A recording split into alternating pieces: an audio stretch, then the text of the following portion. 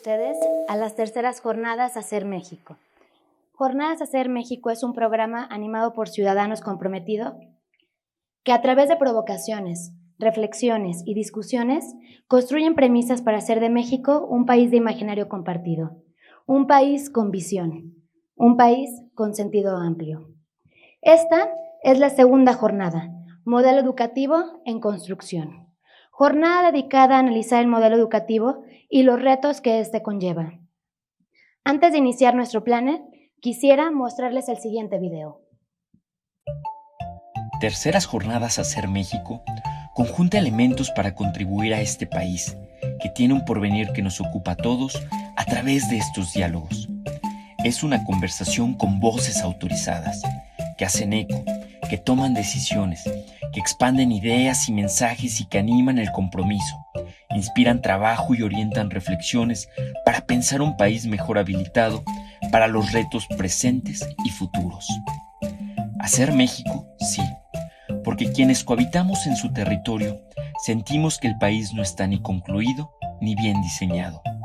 Hacer México, porque los mexicanos queremos tener un país que sepa a dónde va, del que nos sintamos orgullosos más allá del folclore y más allá de una cultura que consumimos sin construirla. Queremos mirar hacia adelante, prospectarnos, reconocernos en confianza en afanes, proyectos y luchas comunes. A través de las terceras Jornadas Hacer México, nos proponemos repensar el camino.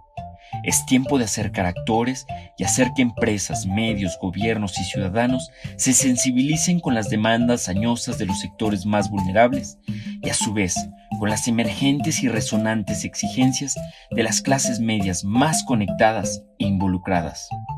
Atrevámonos a construir un país con caso, sentido, proyección e imaginario, para tener el México mejor que intuimos posible. Conoce, exige, participa. Me permito invitar a Marco Fernández, doctor y maestro en Ciencia Política por la Universidad de Duque y licenciado en Ciencia Política por el Instituto Tecnológico Autónomo de México. Se desempeña como investigador asociado en México, evalúa profesor investigador en la Escuela de Gobierno y Transformación Pública del Tecnológico de Monterrey y consultor para el Instituto del Banco Mundial. Fue consultor del Banco Interamericano de Desarrollo de la OCDE y del Programa de Naciones Unidas para el Desarrollo y el Consejo Económico Social. Asimismo, fue director de análisis político en la Presidencia de la República, asesor externo de la Secretaría de Educación Pública y asesor en el Congreso de la Unión.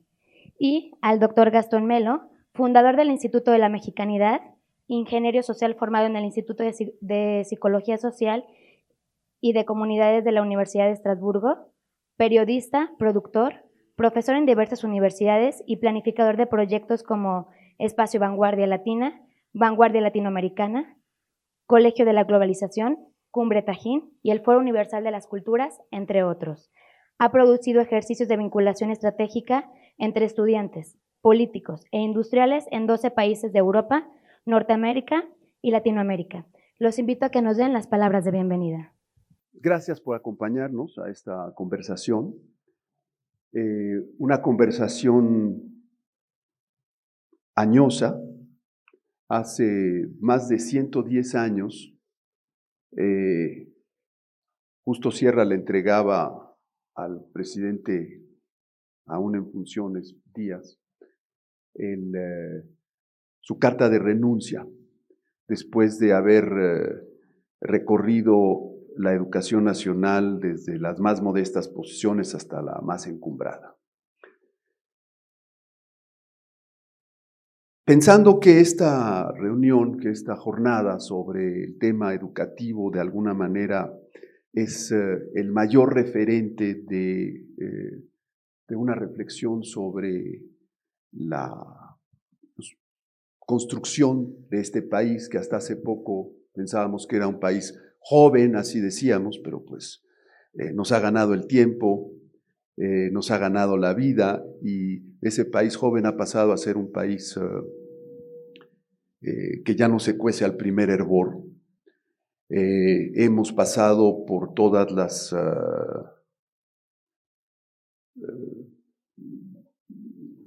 por todos los espacios del espectro ideológico.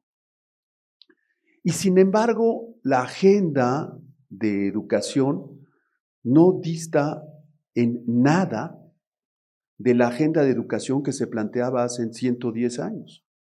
Son las mismas reflexiones. Le leía yo a Daniel Colomb hace 15 minutos el índice del trabajo compilado sobre la educación nacional del maestro Justo Sierra, y los temas son todos de una actualidad que golpea. No ocurre esto en todas partes del mundo. El tema educativo, y Roberto, la OCDE lo sabe perfectamente, el Organismo para la Cooperación y Desarrollo Económico, le robó en buena lid, es decir, el tema de la agenda educativa a la UNESCO, y ahora cuando referimos el tema educativo, nos vamos a ver cuáles son los referentes que nos ofrece, sobre todo el sistema PISA, que lo adquirió de alguna manera la OCDE, y en materia de agenda educativa nos tenemos ese referente. Las grandes instituciones públicas y privadas que atienden el tema educativo, Daniel Colomb me hablaba hoy de casi 40,000 becarios que tiene Bancomer en el país, en todo el gradiente de formación, pues es una contribución significativa.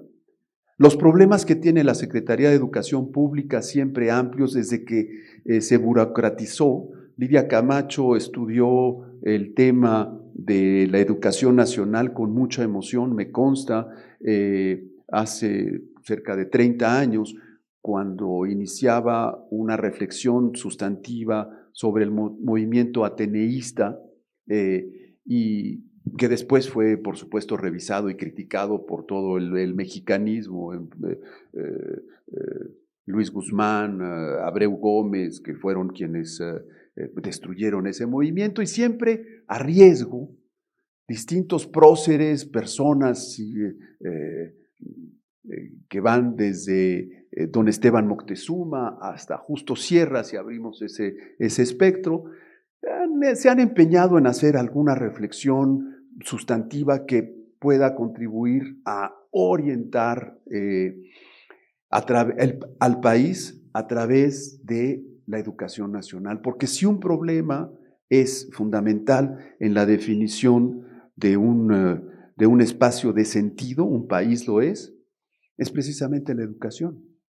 Y ha habido, a lo largo de estos 100 años, porque son los que alcanzamos a ver con mayor objetividad, porque conocemos los referentes, en estos 100 años donde podemos alcanzar a ver que hay un país que se ha venido construyendo y que no termina de construirse. Y en esos 100 años ha habido modelos educativos extraordinariamente virtuosos que han dado resultados extraordinarios, con consecuencias muy significativas y muy positivas en muchos casos. Hay países que tienen un sistema educativo que se ha depurado acumulando y en un creciendo durante más de 1000 años.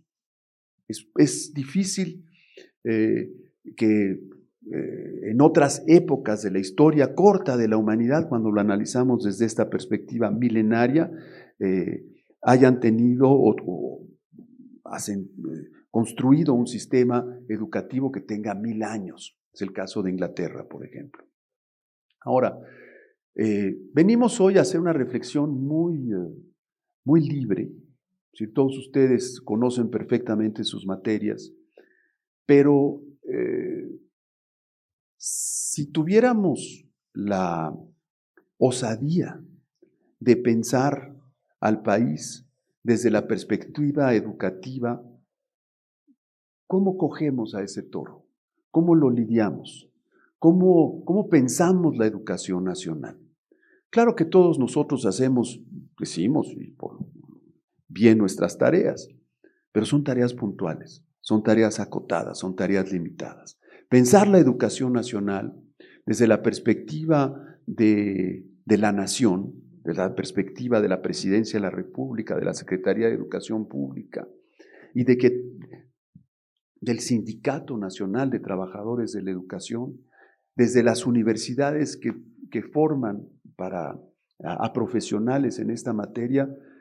Yo creo que México, si va a existir, si tiene caso, como decía Ruth en el primer comentario, debe tenerlo por su educación. Entonces yo les convido a que en las reflexiones que vayan a proponernos, independientemente de que puedan darnos a conocer algunas de las grandes tareas que tienen ustedes enfrente y que están acometiendo con enjundia, con sinceridad y con vocación de trascendencia, nos compartan también sus sentimientos de orden personal, profesional, para que podamos recoger en este foro, en esto que será un programa que salchichonado, como decimos, irá apareciendo en cápsulas a lo largo de los próximos meses en nuestros diversos canales de difusión del Instituto de la Mexicanidad, que nos compartan y que compartan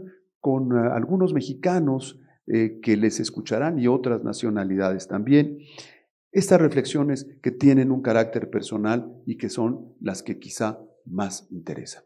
Muchas gracias y les agradezco su presencia. Bienvenidos, que disfruten el foro y la conversación. Gracias. Muy buenos días a todos ustedes. A nombre de la Escuela de Gobierno y Transformación Pública del TEC de Monterrey, les doy la más cordial bienvenida a una jornada de reflexión sobre uno de los temas que me parecen nodales para el desarrollo de un país. De tiempo atrás, pues todos los estudios demuestran que las posibilidades de crecimiento y desarrollo de las naciones están profundamente influenciadas no solo por aumentar los números en términos de acceso a la educación, sino sobre todo la calidad de los aprendizajes que obtienen los estudiantes en las aulas de estos países.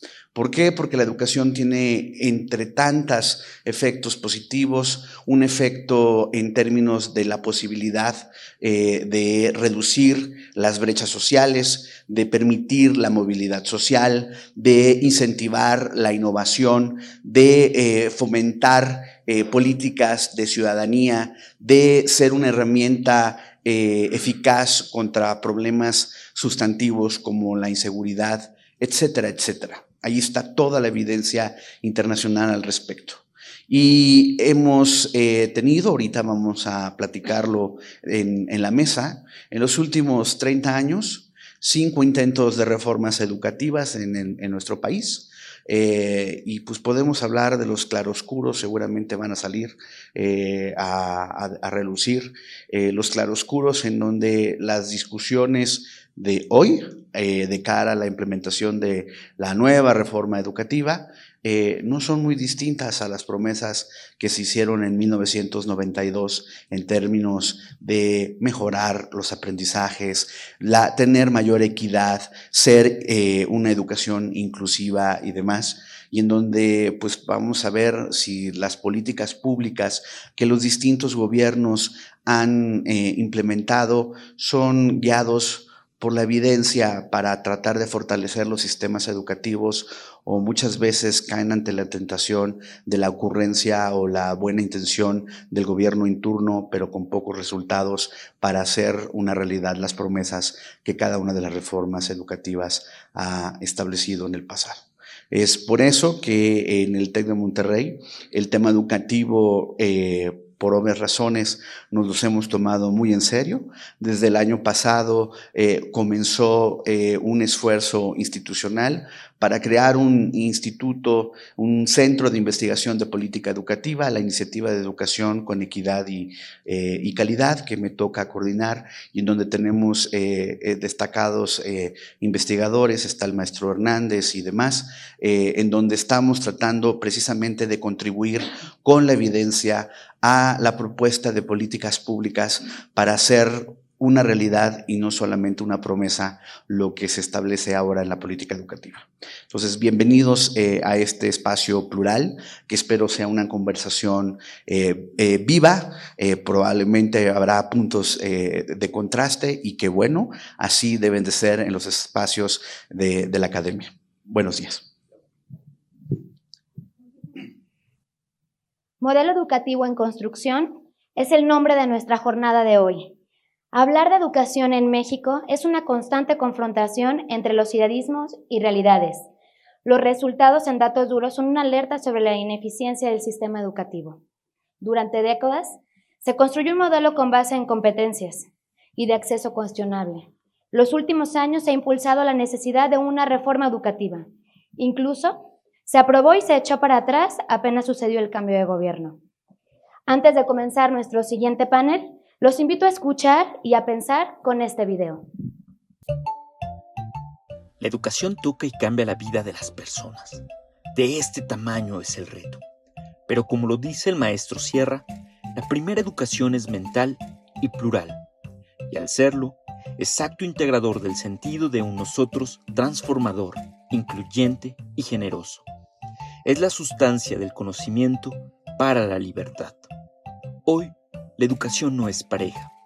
Las tecnologías y la idea promovida desde el más alto nivel de un país con imaginario compartido pueden constituir un nuevo parteaguas. Discutámoslo. Es tiempo de hacer México, de discernir el modelo educativo, de construir esta visión de porvenir mejor, donde todos participemos.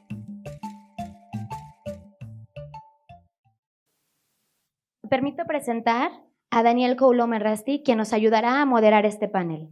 Doctorando en Ciencia Política por la Universidad Sorbona, maestro en Políticas Públicas Comparadas por la Facultad Latinoamericana de Ciencias Sociales y licenciado en Relaciones Internacionales por la Universidad Iberoamericana.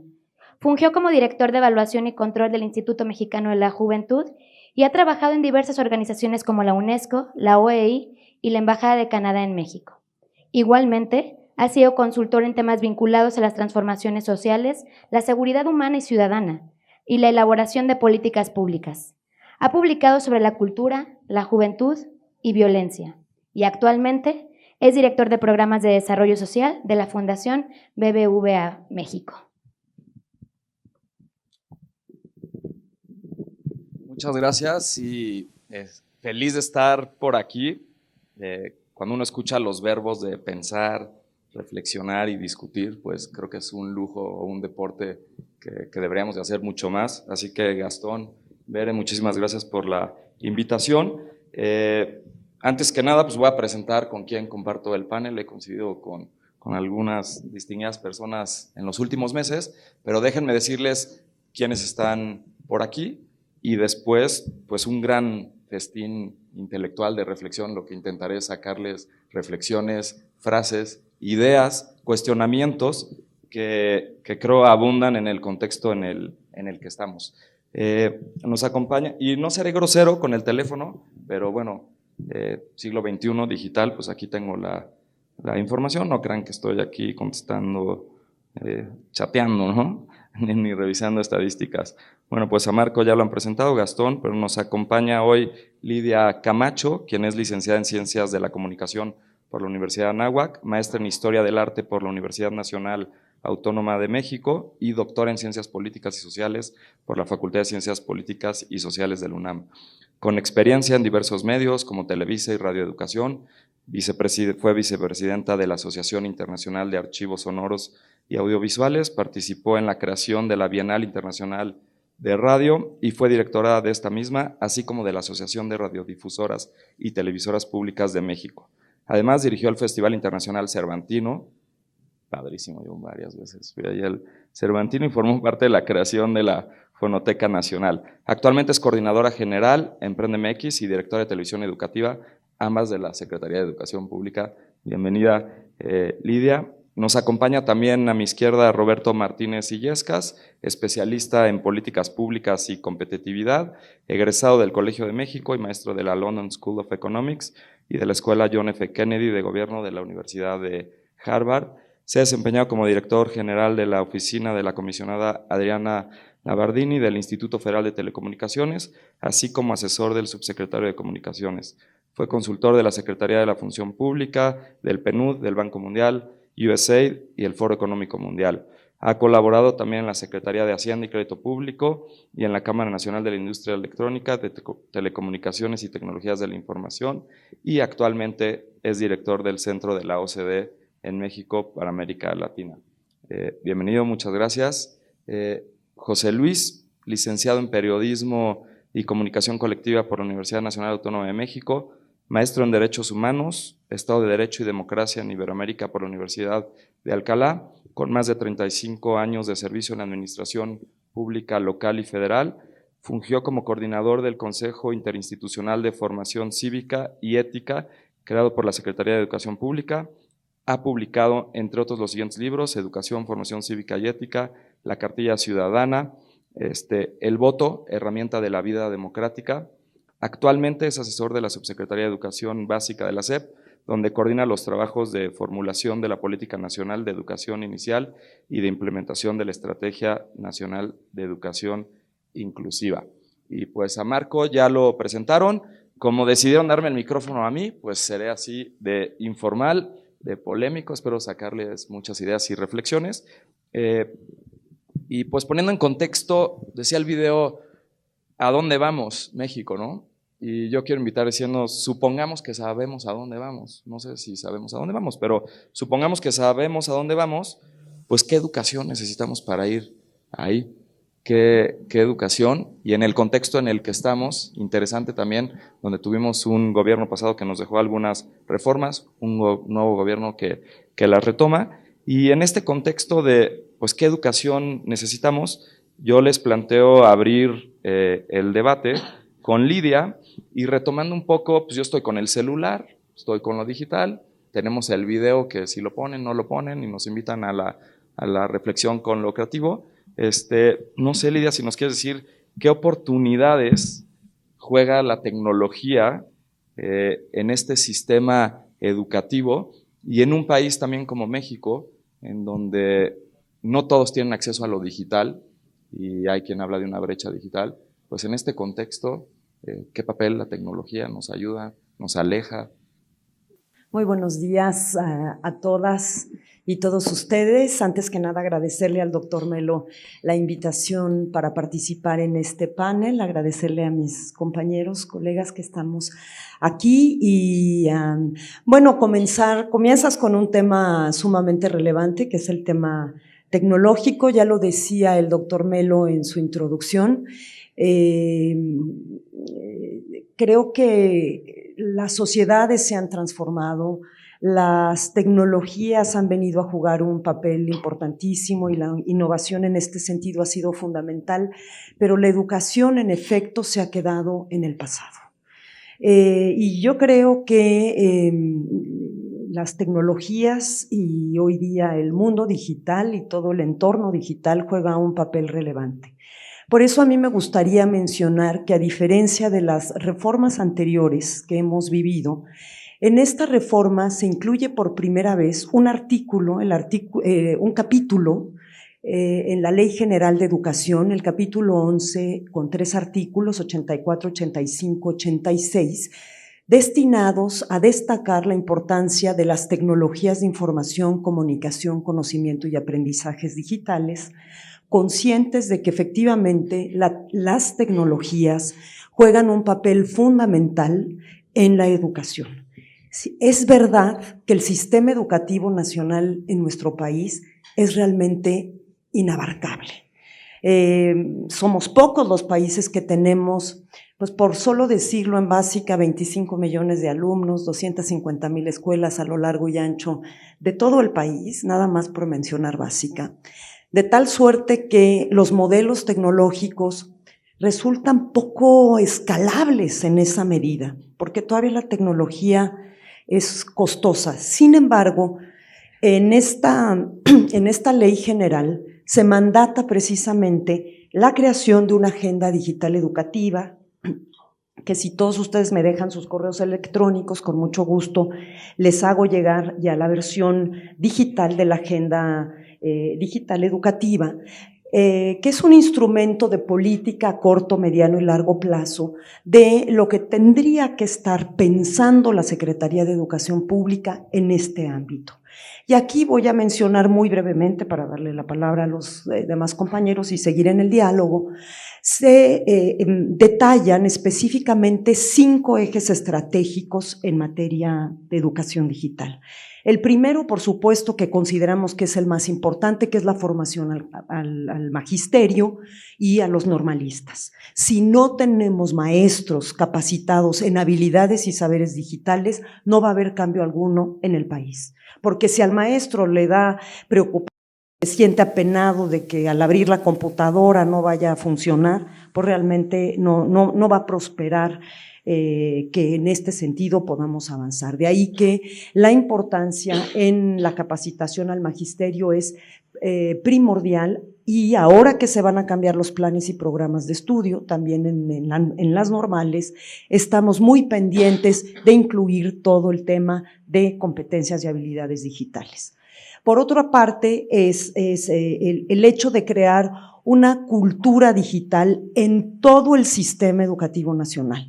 Y a eso me refiero de una manera muy particular, y creo yo que también es la más importante, que es que en todos los libros de texto, desde básica hasta bachillerato, podamos incluir de manera transversal en los planes y programas de estudio toda una currícula que tenga que ver con el tema de habilidades digitales, cosa que no existe, o existe en muy poquita medida en secundaria, en tecnología, etcétera, pero no que enseñemos desde la infancia pues a crear una ciudadanía digital, a enseñarle a los niños qué implica dejar su huella digital, en fin. Entonces, en este sentido nos parece muy relevante. Por otro lado, estamos en la generación, por un lado, pero también en la curaduría de recursos educativos digitales que acompañen a los planes y programas de estudio, que eso nos parece también que es fundamental en este modelo que ya no es de enseñanza-aprendizaje, sino que ya debería de ser un modelo mucho más colaborativo, ¿no? Y el rol del profesor también en este sentido tiene y debe que cambiar. También, por otra parte, estamos conscientes, y otro de los ejes estratégicos es de la importancia de la infraestructura y del papel que juega la conectividad hoy día. Si bien es cierto que se ha dicho que en 2 años tendríamos internet para todos, bueno, ese es un deseo muy loable, pero en términos generales poco realizable, al menos en este tiempo, y tampoco puede ser un internet gratuito, porque este es un bien que cuesta y que evidentemente yo veo que difícilmente esto pueda estar de manera gratuita, accesible a todos. Es verdad que la SEP tiene ahora planeado una estrategia que va efectivamente de la periferia al centro, es decir, comenzar con las zonas de alta y muy alta marginación, tendiendo una red a través de la banda KU para poder llevar internet a algunas de estas escuelas que están ubicadas, al menos 8,000 escuelas, 20,000 escuelas que están ubicadas en zonas de alta y muy alta marginación para poder llevar internet. Pero estamos generando una estrategia entre la Secretaría de Comunicaciones y Transportes y la Presidencia para que las escuelas sean las primeras que se les pueda dotar de internet en una escala de prioridades. Sabemos que el sistema de salud también es otra prioridad importantísima que no podemos dejar a un lado, pero ver de qué manera podemos estar por lo menos a la par. Y otra de las estrategias de la Agenda Digital Educativa es precisamente la investigación. Nos parece que uno de los temas de los cuales pues, evidentemente no podemos dejar de pensar, de reflexionar, es cuál es el impacto que tienen las tecnologías en la educación, la innovación, la inteligencia artificial, el machine learning, la ciencia de datos, etcétera, y cómo pueden impactar positivamente en los procesos de aprendizaje de los alumnos. De tal suerte que yo considero que entre todas las reformas que ha habido, hoy día sí contamos con un instrumento que nos marca una política pública en cuanto a pensar y repensar el sistema educativo digital de forma integral como un ecosistema digital y no solamente a la entrega de tabletas, que la verdad pues los resultados en ese sentido hemos visto que son relativamente pocos y que además de donde en la agenda se hace todo un análisis de lo que han sido las tecnologías educativas o las versiones que se han tratado de implementar en cuanto a temas de tecnología, pues se ha hecho un análisis en qué y cuál ha sido lo bueno y lo negativo de estos proyectos, pues evidentemente para no volver a caer en las cuestiones negativas. Pero a mí me parece destacable que en esta administración que encabeza el licenciado Esteban Moctezuma se esté pensando pues, en este sentido de una forma integral y que nos parece que es relevante el tema y el ámbito digital en los procesos y en los modelos pedagógicos de la enseñanza en nuestro país. No podemos avanzar este siglo sin tener en consideración y como referencia que tenemos que pensar en una política pública en este sentido. Muchas gracias, Daniel. Al contrario, muchas gracias, Lidia. Y bueno, yo ya me tomé la atribución de dejar fuera los licenciados, los maestros y los doctores. Espero no se me ofendan el día de hoy. Hace unos años con la gorra del gobierno era así, pero bueno, hoy será más casual. Muchísimas gracias. Retomo entonces que tenemos la agenda. O sea, una agenda la hay, pero el diablo está en los detalles. Entonces, los maestros no están educados digitalmente, ¿no? Entiendo que es un primer reto que podemos tomar ahí. La infraestructura, pues no la hay tampoco. Y ahí voy poniendo un elemento para el análisis de pues, público y privado, ¿no? Mencionas algo muy interesante que, aunque hay la voluntad tal vez de una conectividad para todos, pero que cuesta. Entonces, ¿quién va a pagar eso? ¿Lo va a hacer de manera gratuita? ¿Cómo se va a financiar? Y por último, pues la cultura digital que está en construcción. Y pues quien habla de cultura, pues creo que no habla de corto plazo, sino de mediano o largo. No sé si alguien quiera abundar más en este desafío. Marco y luego Roberto, por favor. Sí. Un favor, ¿puedes poner tantito la presentación? Porque está relacionado a algunos de los puntos que ha mencionado Lidia en sus comentarios. Sin duda alguna, la tecnología es uno de los aspectos fundamentales y de los retos que enfrenta el sistema educativo, sobre todo para poder utilizarse de manera inteligente y tener mejores resultados en las aulas. Sin embargo, tú preguntabas hace ratito ¿hacia dónde va la educación? Y para saber hacia dónde va la educación, necesitamos saber dónde está la educación. O sea, si no tenemos un buen diagnóstico del tema educativo, pues está medio difícil decir hacia dónde va. Entonces, si puedes adelantarle tantito. Tenemos promesas pues, que se hacen en todos los gobiernos, ¿verdad? De hacer universal el acceso a la educación. Se prometió desde 1992 hacer el derecho universal a la educación secundaria. Y así nos fuimos por los gobiernos, aumentando primero la parte de media superior, luego preescolar y ahora hasta educación superior. Pero si vemos tantito la siguiente, la realidad pues, nos habla de lo difícil que es hacer cumplir estas promesas, ¿verdad? Porque de 10 mexicanos que entran, o de 100, como lo quieras tú ver, el número, de los 10 mexicanos que entran a la primaria, solo 2 van a poder tener estudios universitarios. Y si uno va observando cómo se va pues cayendo las oportunidades educativas de los jóvenes y la desigualdad de acceso a estas oportunidades, uno comprende que no es una cuestión solo de los recursos económicos y dar becas como pretende el gobierno federal, sino que hay razones educativas sustantivas de deficiencias de lo que no aprenden que llevan a los chicos a una desesperación porque empiezan a reprobar materias, eventualmente tirar la toalla y no les queda muy claro el por qué tienen que seguir estudiando. ¿Okay? Y siguiente, por favor.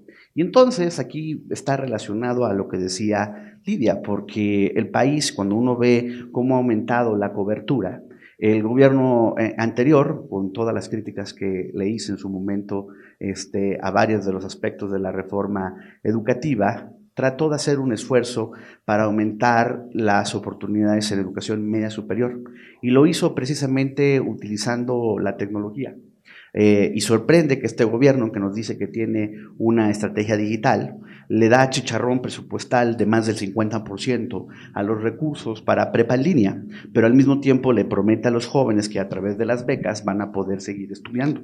Entonces, pues tú me preguntabas hace ratito la parte de la agenda digital, pues es difícil imaginarse una agenda digital en donde ni siquiera donde ya empezaba a funcionar para expandir precisamente los servicios educativos, porque no tenemos presupuesto para construir el número suficiente de espacios físicos de educación media superior, pues entonces uno hubiera pensado que, pues, consistente con la promesa de que estoy dando becas porque quiero dar oportunidades educativas, voy a conservar justo un aspecto tecnológico fundamental de los espacios educativos, que era prepa en línea, y no le recorto el 50% como acaba de ser esta administración. Siguiente, por favor. Y entonces uno observa cuando trata de hacer este diagnóstico de las oportunidades, inmediatamente empiezan a salir todas las desigualdades que hay, tanto en el acceso como en las desigualdades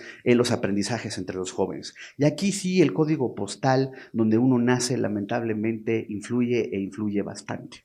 O sea, no es cierto, o sea, uno puede poner lo que quiera en la Constitución, pues digo, nuestros señores legisladores fueron claramente irresponsables esta semana, ¿no? Pues vamos a poner en la Constitución ahora todos los programas sociales, no tenemos presupuesto para hacerlos cumplir, pero cuando uno observa, por ejemplo, el acceso a la educación y empieza a ver características, por ejemplo, de padres sin escolaridad. Ahí, claramente, si tus papás no estudiaron, tu posibilidad de que vas a continuar en la escuela cae de manera dramática. Si tú vienes de una familia, por ejemplo, indígena, pues también vas a tener problemas muy serios de tener acceso a la educación.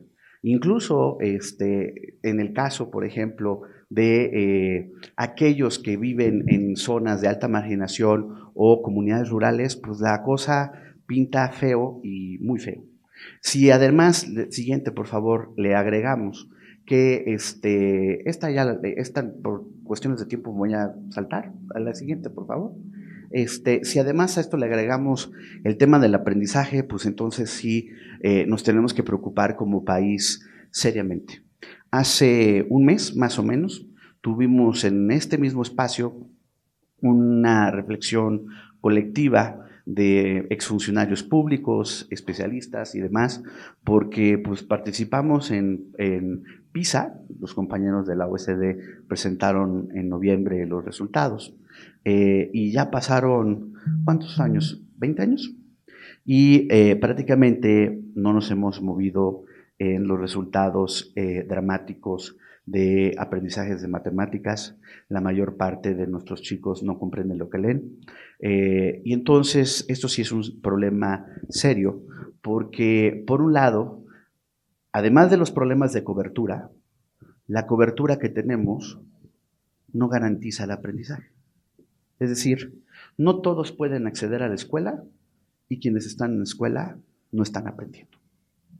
Entonces, pues digital o no digital, pues lo primero que yo quisiera es que aprendieran lo básico, que es comprender lo que leen.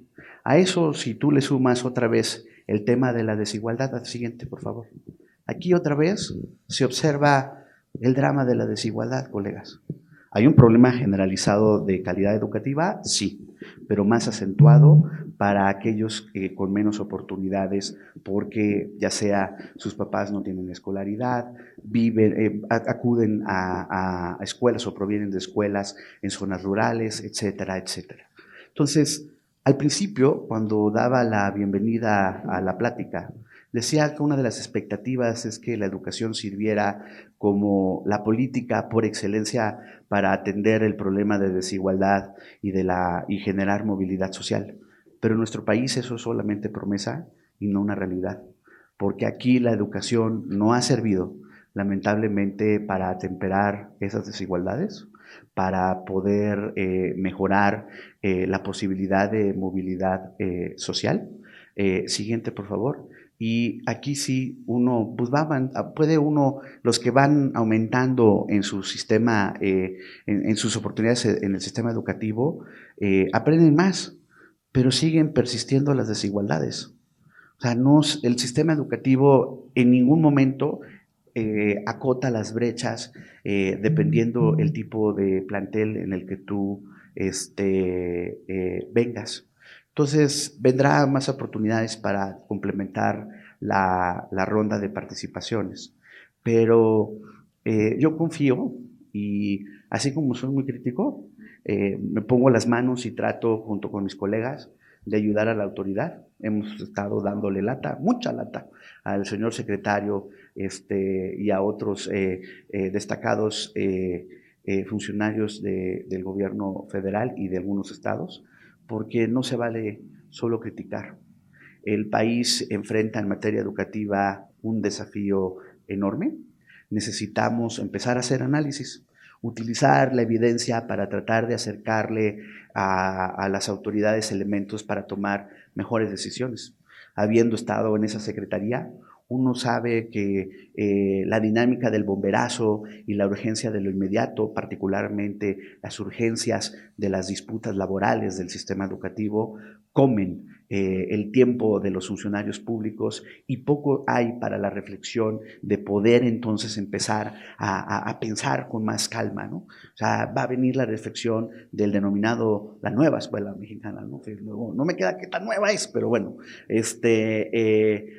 más allá de los adjetivos y los discursos políticos, la pregunta es, ¿y cómo le hacemos en estos desafíos para, por un lado, por ejemplo, formar y capacitar mejor a los docentes? Ya hasta les prometimos en la Constitución que es su derecho a recibir formación continua que les permita tener un mejor resultado en el aula, nada más que le recortamos el 40% de los recursos a los programas de formación. Entonces está medio difícil cumplir una promesa sin dinero, ¿verdad? Entonces, sí creo que ojalá que de aquí salgan oportunidades de colaboración. En su momento, cuando la administración anterior presentó justo su estrategia digital, el entonces secretario al principio se enojó por un ensayo que publiqué, porque le decíamos la tentación de gobernar bajo la lógica del deslumbrón, ¿no? Porque pues ahora era dar tabletas, ¿no? Y oiga, pero ¿cómo vamos a capacitar a los docentes? Oiga, ya aprendimos de los errores de Uruguay, porque se supone que Uruguay fue quien inspiró el caso mexicano y demás. Oiga, en serio, no hay nada que aprender de lo que había hecho Fox y Calderón, de los errores que se cometieron para que realmente ahora podamos tener una estrategia digital mucho más exitosa. Y ojalá, lo digo en verdad con toda sinceridad, que esas lecciones sí se aprendan en esta administración, porque al país le ha costado mucho la soberbia o la miopía de decir vamos a reinventar la rueda educativa cada 6 años. El país no se puede inventar cada 6 años. La política educativa requiere aprender justo de los errores para potenciar acciones de mejores resultados. Gracias. Sin duda, gran foro, ¿no? Ya tendiendo puentes, academia y gobierno. Veremos si aceptan la invitada. Y antes de cederle la palabra a José Luis y regresando con Roberto, pues Marco, tú pones sobre la mesa el tema de las oportunidades y de la desigualdad. Hace unos días estábamos en un foro con el Centro de Estudios Espinosa Iglesias, con Roberto, su director, y de manera provocativa decía que el problema es que los niños no están eligiendo bien a sus papás, porque obviamente el niño que elige un papá que no estudia, pues muy probablemente él no va a estudiar. Un niño que elige a padres en pobreza pues termina, sobre todo si viene el sur del país, en pobreza, ¿no? Entonces, ¿qué hacemos con ese problema de niños que están eligiendo mal sus papás? Pones el tema de las oportunidades de la desigualdad y otro gran tema que se va sumando ya a lo digital, el de la calidad, ¿no?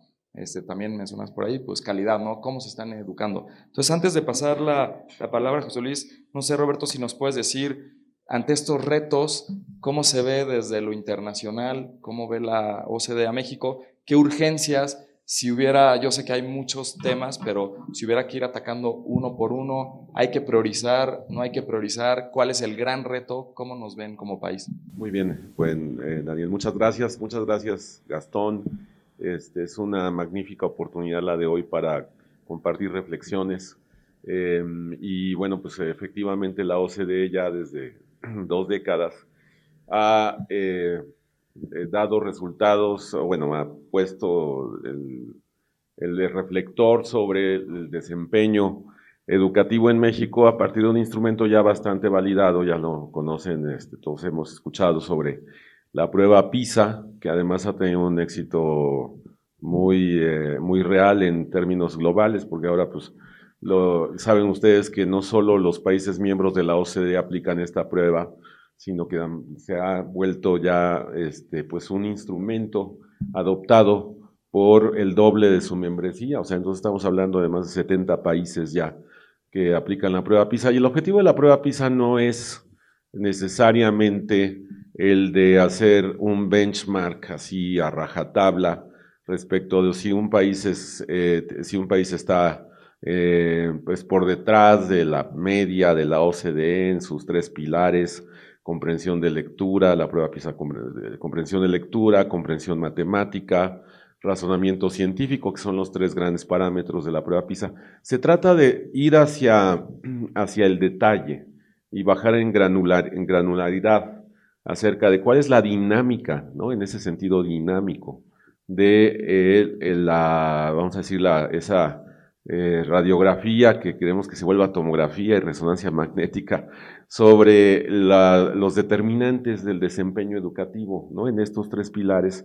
Y si fuéramos reduccionistas, diríamos que México pues muestra una preocupante inercia o sea, puesto que su desempeño no ha tenido un salto espectacular, tampoco ha mejorado de manera muy notable en los últimos, por lo menos en la última década.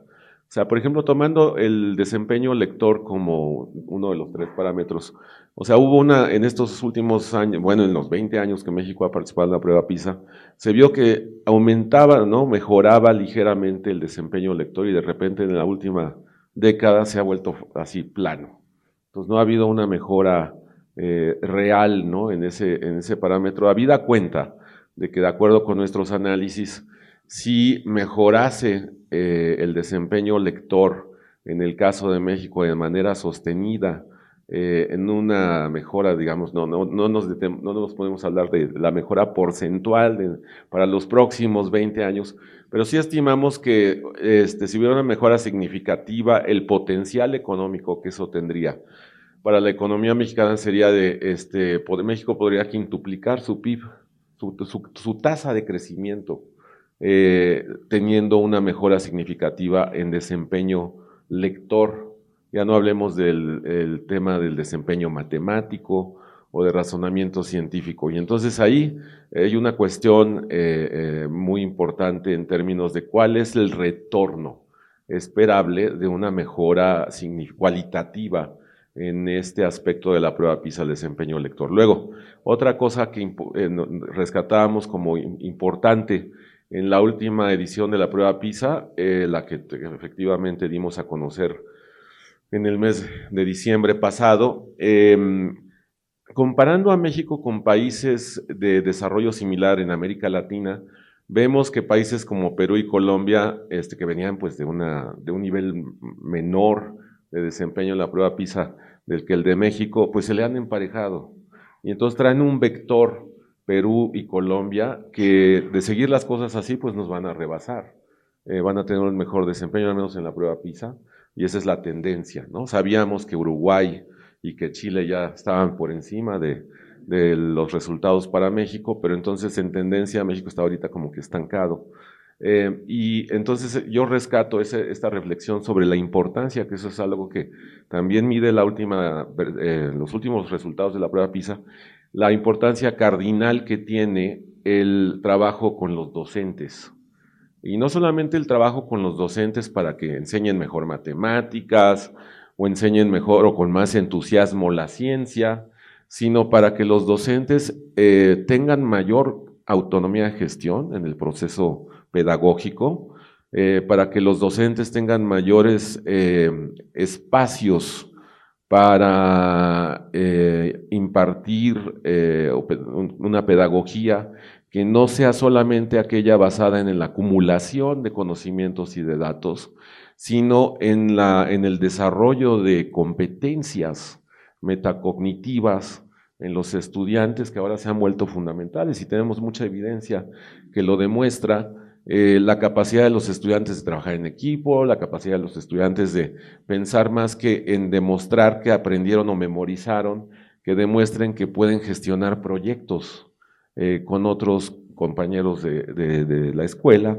Y entonces son estas las aptitudes, las competencias que ahora se vuelven también fundamentales para que los maestros tengan entonces ese espacio adicional que los libere de esta versión pedagógica de la educación de una era que ya pasó, la era de la concepción tayloriana industrial de la educación para dar paso a una nueva manera de enseñar basada en competencias y además con este otro ángulo de habilitar en los estudiantes la capacidad de resolver problemas, ¿no? De pensar estructuradamente los problemas y de pensar posibles cursos de solución.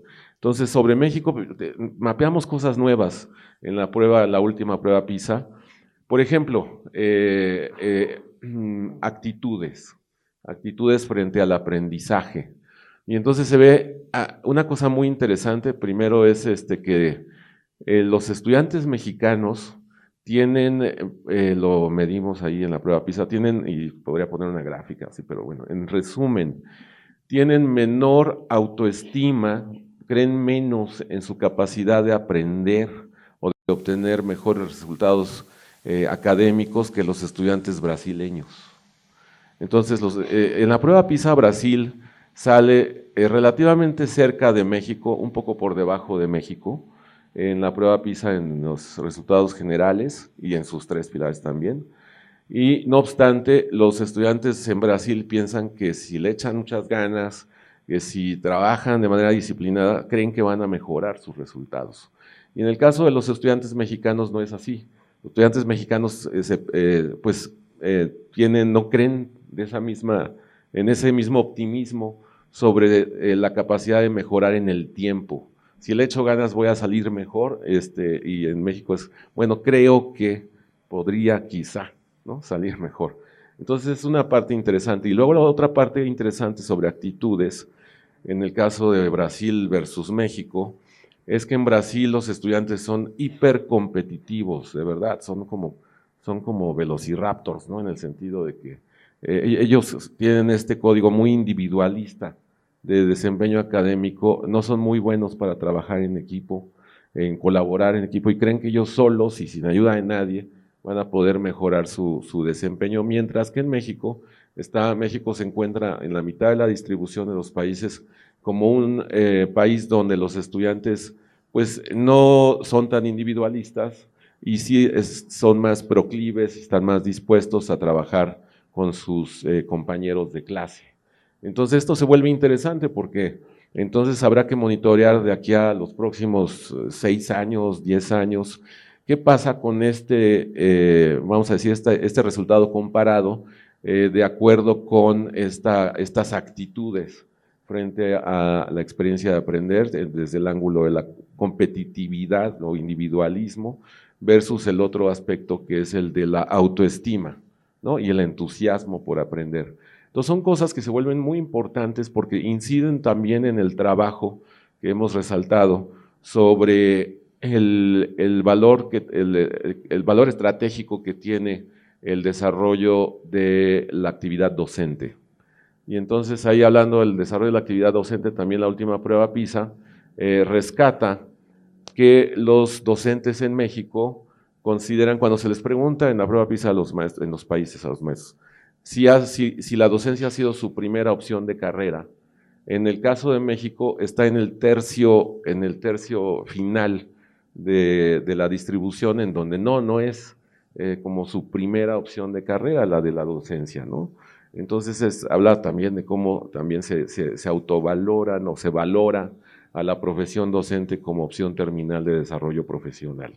Y luego están otros aspectos ahí respecto del trabajo docente, de si tienen mentoraje o tienen el apoyo de profesores con más antigüedad para el desarrollo de su carrera, y en México esta capacitación impulsada desde la mentoría de docentes y sus pares, pues es menor, significativamente menor a más de la mitad del conjunto de países que participan en la prueba PISA. Entonces sí se ve que en el actual enfoque de la administración federal, pues hay un reconocimiento de algo que sí es fundamental, es decir, no se puede llevar a cabo una reforma educativa sin los maestros, sin que se la apropien los maestros, pero bueno, pues entonces ahí entramos en una discusión que yo creo que amerita, bueno, subir de volumen, pero en un tono constructivo basado en evidencia, en datos, y hablando de los datos, un resultado también preocupante es de que en México 0.7% de los estudiantes, de acuerdo con la última prueba PISA, saben distinguir entre opinión y hechos. Entonces, esto es así de contundente en el sentido de cuál es la capacidad o predisposición de los estudiantes en México cuando llegan a los 15 años de poder pensar estructuradamente basados en datos y evidencia, ¿no? Y esto está en la raíz de tanto la comprensión lectora como, por supuesto, el razonamiento científico y la capacidad de resolver problemas. Perfecto, muchas gracias. Retomo entonces que a los desafíos de cultura digital, del acceso y la calidad, se suma el del desempeño, que pues ahí tenemos el indicador medido a través de PISA. Qué fuerte lo del desempeño lector, que podía potenciar hasta 5 veces la economía. La tasa de crecimiento. La tasa de crecimiento. Y sí, sin duda somos un país en donde mandamos un mensajito y nos cuesta leerlo, ¿no? Y solo una muy breve anotación, perdón, Daniel, claro. Sobre lo de cómputo, que no se me olvide, pues, ¿no? Tuvimos un reporte hace 4 años ya, que descubría que el acceso de los estudiantes a tecnologías de información se traduce en desempeño académico de manera muy diferente según la etapa de la vida. Entonces, por ejemplo, los adolescentes, después de los 15 años que se exponen o sobreexponen a dispositivos digitales, no necesariamente mejoran su rendimiento académico porque se distraen, o sea, es una cosa intuitiva. Pero el acceso a dispositivos y a cómputo en etapas tempranas, hasta los 7 años, sí tiene una correlación con la mejora en desempeño académico. Entonces, ahí. Sin duda, ¿no? ¿Cuántas veces no hemos mandado un correíto y desde algo sofisticado laboralmente no logramos transmitir o no logran leernos, hasta por escrito, con direcciones, gente que nos apoya en la casa, hay que construir un modelo, hay que hacerlo así? Qué difícil nos cuesta, ¿no? Nosotros cuando damos las becas, para llenar el formulario es el primer reto, que puedan leer el formulario, comprenderlo y plasmar lo que ahí se solicita, ¿no? Entonces, sin un reto, y bueno, pongo sobre la mesa eso de que quintuplicaría las capacidades de crecimiento. Entonces, bueno, ante todos estos desafíos y con la autoestima, inclusive comparándonos con Brasil, como bien lo mencionas, el desafío de lo docente, el desafío de la desigualdad, de lo digital, y en un mundo en donde me queda claro que este reto, y también lo pongo sobre la mesa, pues no es del gobierno, es de todos nosotros, ¿no? Si no, no estaríamos aquí sentados, pero pues en una democracia el gobierno sigue siendo tal vez el actor coordinador por excelencia. Entonces yo preguntaría, bueno, ¿y qué vamos a hacer? ¿Cómo nos va a convocar el gobierno? o qué está pensando el gobierno ante estos retos, como decía Gastón, cómo le entramos al toro por los cuernos ante estos retos. Y antes un breve paréntesis, también vamos a recoger opiniones y dudas, reflexiones del público. Nos estamos perfilando a los últimos 40 minutos. Después de la intervención tendremos algunas preguntas del público que pasaremos. Entonces, ¿qué hacemos? ¿Cómo nos coordinamos? ¿Cómo nos organizamos? Está lleno de retos, pero pues, entrémosle a la acción. ¿Qué hacemos? Bueno, me tocó la rifa del tigre porque esa es la pregunta del millón. Yo creo que Marco en su intervención puso en el centro justamente el gran problema del sistema educativo mexicano, ¿no? Que es el tema de la desigualdad. Ese debería ser el centro de la reflexión. Somos un país profundamente desigual en una región que ya de por sí es a nivel mundial la más desigual, y es una desigualdad estructural que condicionen mucho las trayectorias de vida y por supuesto las trayectorias escolares, ¿no? Pero el problema, bueno, y esto se condensa muy bien en una frase de la presentación que nos mostró. Me permití extraer esa frase de esa presentación. Dice: el sistema educativo y sus trayectorias se despliegan sobre diferentes escenarios de desigualdad.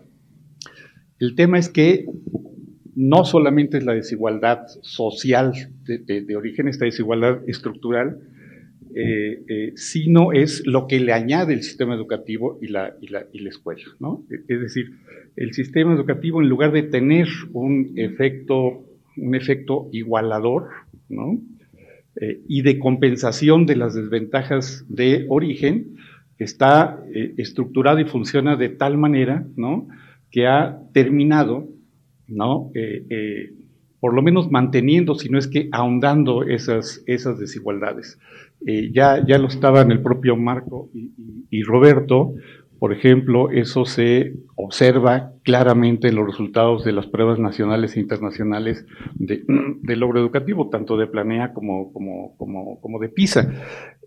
Yo quiero decir que, en efecto, digamos, la gran motivación para el cambio surge justamente de ver esos resultados que son verdaderamente dramáticos. En general, es decir, cuando se ven los datos agregados, en general, una gran proporción de estudiantes mexicanos de primaria, secundaria y de media superior están obteniendo logros insuficientes, ¿no? Que no alcancen siquiera el mínimo indispensable para garantizarles la continuidad de una trayectoria educativa regular, exitosa, y luego una inserción exitosa en el mercado laboral. Y cuando se desagregan los resultados, como ya lo mencionaba Marco, pues esto todavía es mucho más dramático. Es decir, los estudiantes del subsistema de educación indígena, los estudiantes del subsistema de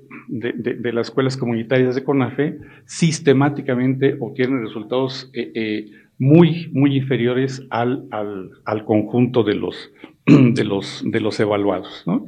Y también ya se decía, es decir, a lo largo de 20 años prácticamente estos resultados no se han movido o lo han hecho de una manera marginal, ¿no? Pero si se grafica esto, pues prácticamente es una línea plana.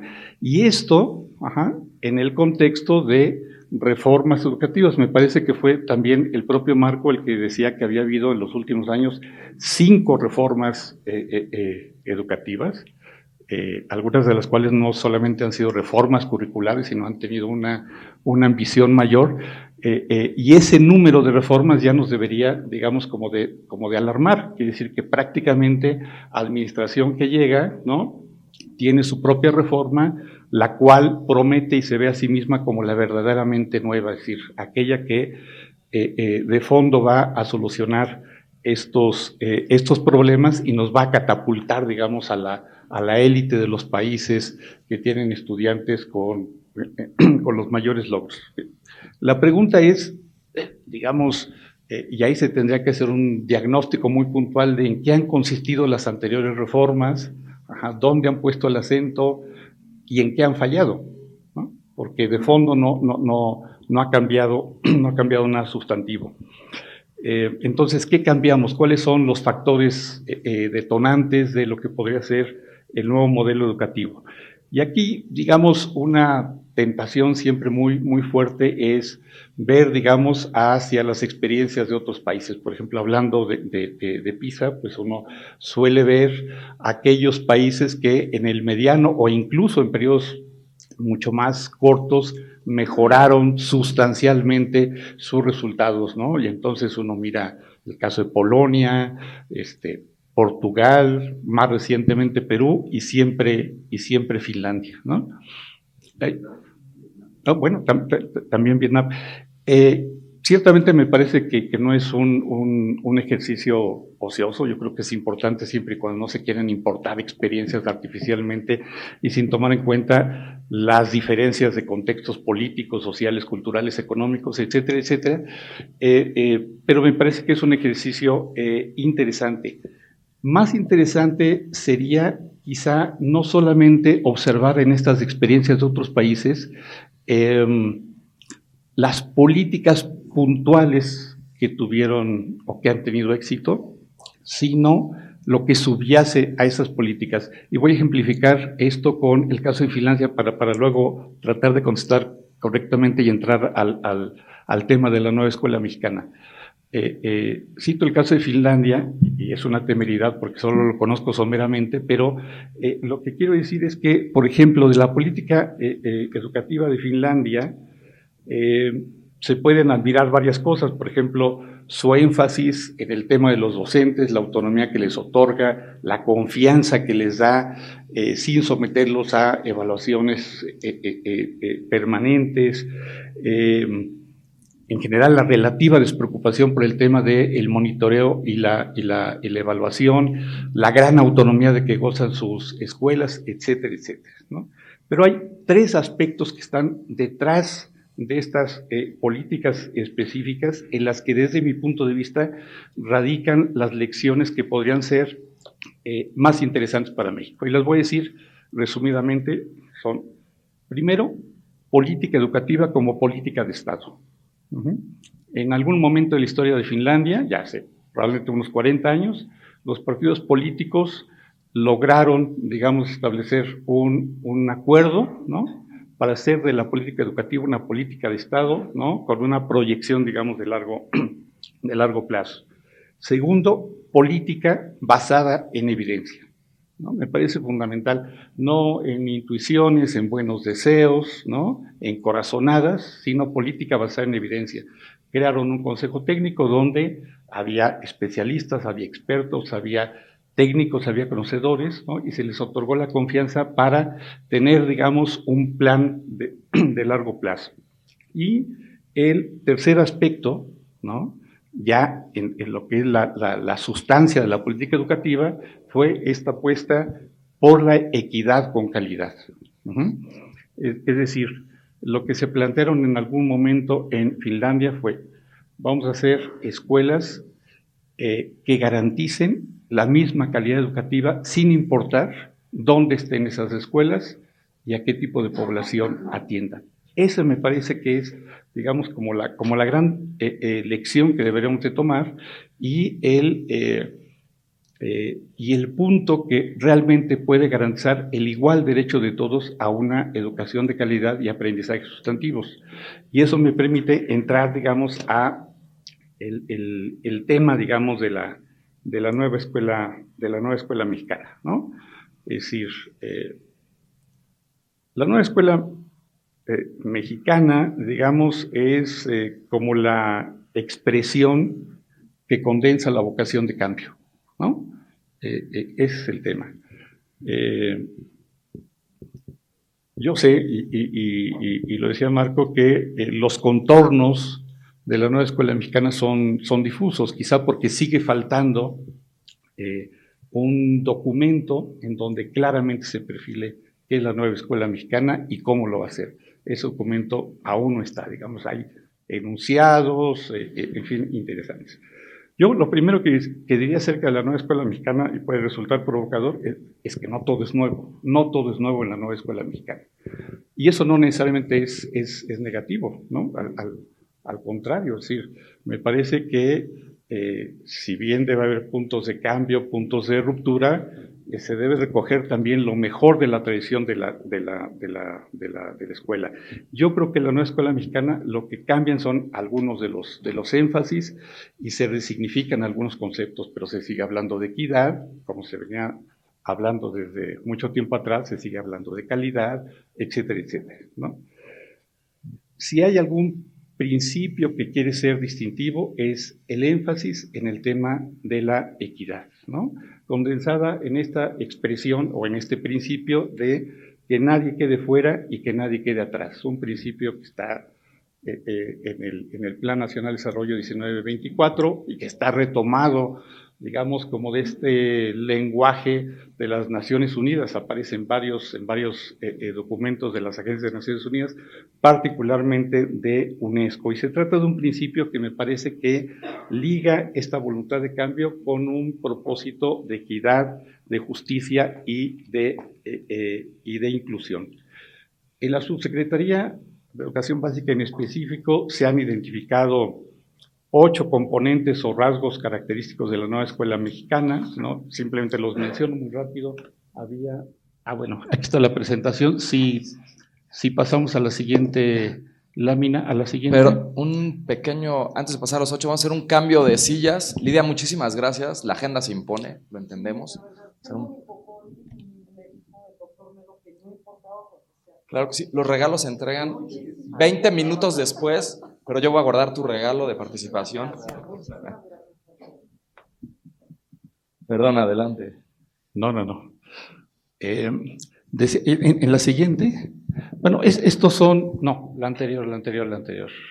Esa, mira. Estos son 8 rasgos de la nueva escuela mexicana y como ustedes pueden ver, digamos, no todos son absolutamente novedosos, ¿no? Digamos, el aprendizaje de calidad, hoy se habla de excelencia, pero se busca realmente que haya, digamos, una mejora sustantiva.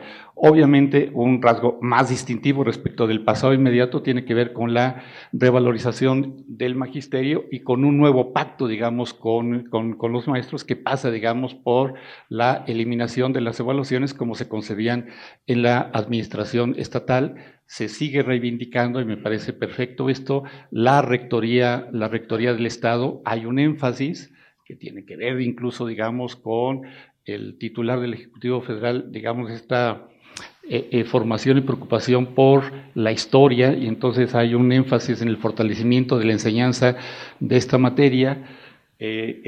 También hay una propuesta de una educación humanista de carácter integral, con muchísimo énfasis en el tema de los valores, que se traduce en términos prácticos, digamos, en la prioridad que tiene en el conjunto, digamos, del programa de estudios, la cuestión de los valores y más en general la formación cívica y ética. Y luego está el tema de la equidad, la educación inicial y la educación inclusiva, donde me parece que sí se concentran, digamos, lo más novedoso de la propuesta de la nueva escuela mexicana.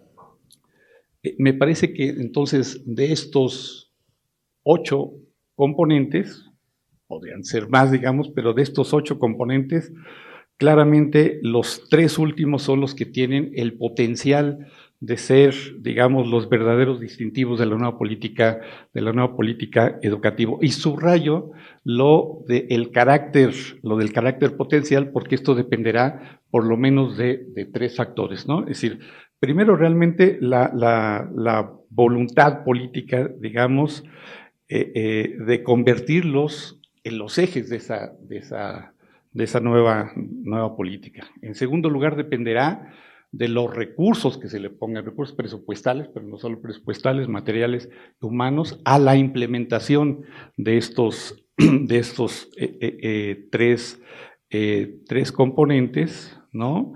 Y luego también dependerá de la capacidad de articular alrededor de estos componentes el compromiso de los distintos actores educativos y también de otros actores políticos y sociales.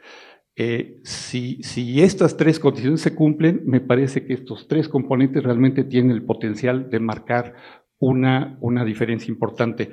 No quiero abusar del tiempo, simplemente voy a decir muy rápidamente, equidad.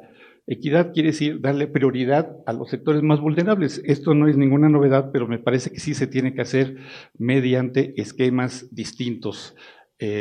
Hemos ensayado y creo yo que no ha dado resultado la idea de crear como subsistemas para poblaciones específicas, ¿no? Claramente el subsistema de educación indígena y el subsistema de educación comunitaria a cargo de CONAFE.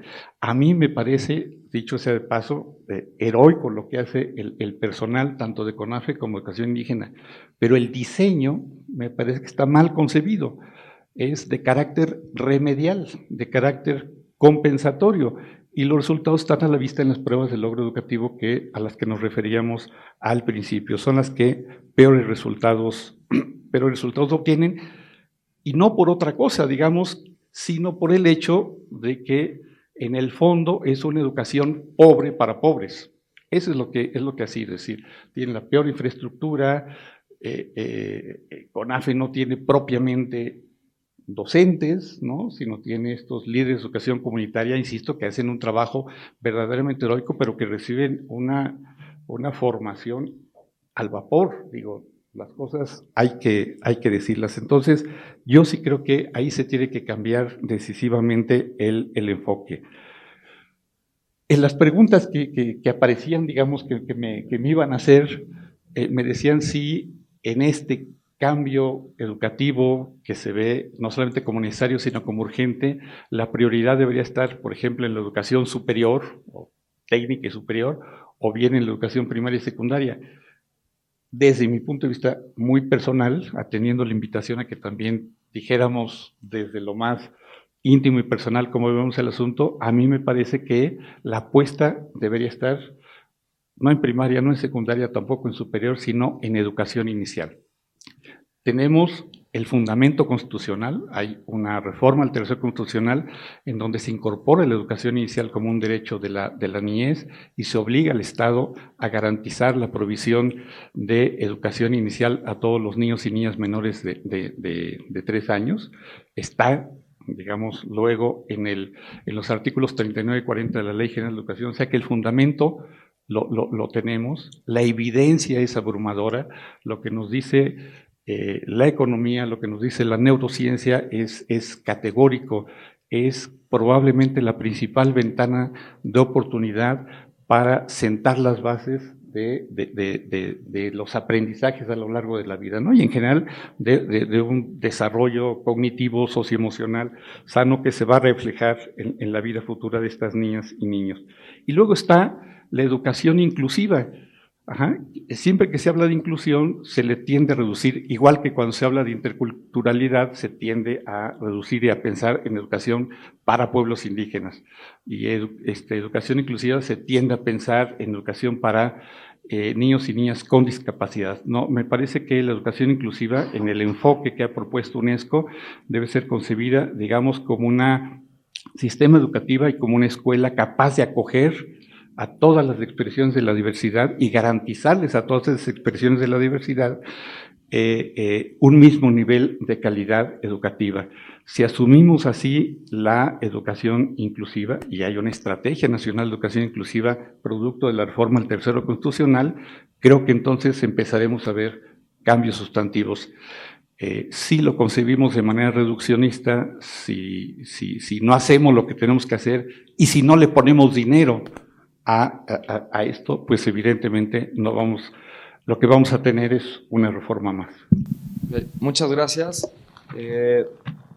Retomo entonces la buena voluntad de buscar la equidad, que nadie se quede fuera, que nadie se quede atrás, lo de la educación inclusiva, cómo incluimos a todos.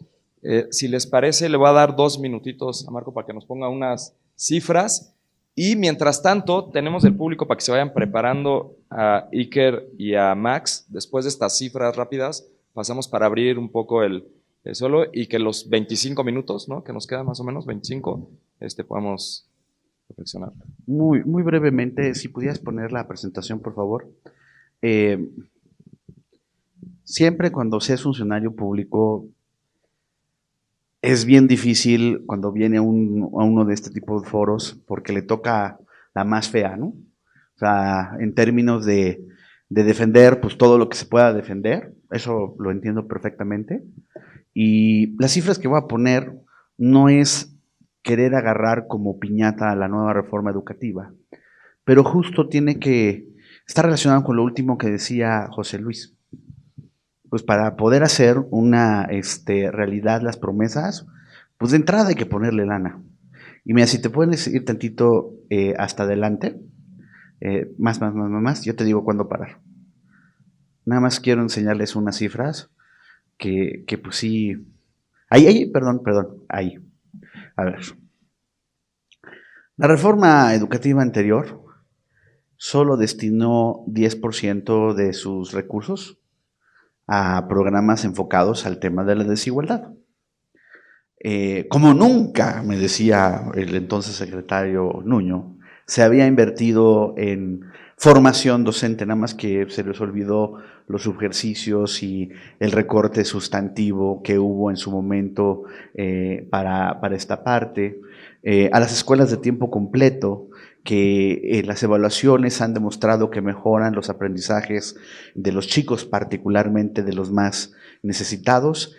El gobierno anterior le recortó el 5% y al programa justo de inclusión y equidad le recortó el 39%. Yo hubiera pensado, dado que las promesas todavía se hicieron más fuertes en esta nueva reforma educativa y hasta se pusieron en la Constitución, pues habría un poquito de congruencia con el nuevo gobierno, ¿verdad? La siguiente, por favor.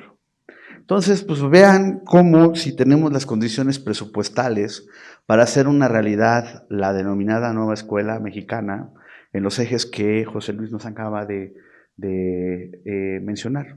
Sin duda alguna, la formación inicial es fundamental y coincido plenamente en lo que afirmó. Nada más que el gobierno le destinó 4% menos de recursos, ¿verdad? A desarrollo profesional docente, que le dijo que ya está en la Constitución, 15% menos el año pasado, subejercieron y además 40% de recorte para este año. El desarrollo de habilidades, ¿no? Porque pues obvio, decías tú bien, la importancia de las habilidades socioemocionales para el aprendizaje, nada más que le recortaron los recursos y a escuelas de tiempo completo le recortaron el 50%. Entonces, así está como que medio canijo hacer una realidad la nueva escuela mexicana y darle la vuelta al problema, superar el problema de la desigualdad.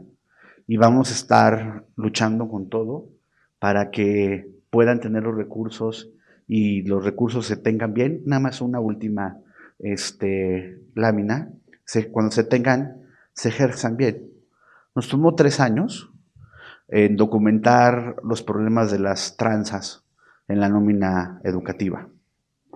Y de esas tranzas, pues está medio difícil si tienes 44,000 plazas irregulares que nos costaron 5,000 millones de pesos y la sangría sigue, porque no es como que se hubiera corregido.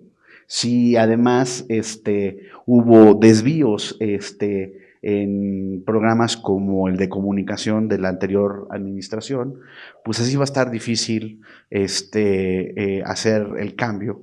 Ahora, cuando se habla de La Escuela es Nuestra, que es un programa sin pies ni cabeza, se van a destinar recursos de manera directa a las escuelas, nada más que no les han mencionado que no va a haber facturas, que con el recibo que se ponga en el periódico mutual de la escuela se va a considerar devengado, por lo tanto la auditoría superior no va a poder dar cuenta de en qué se gastó.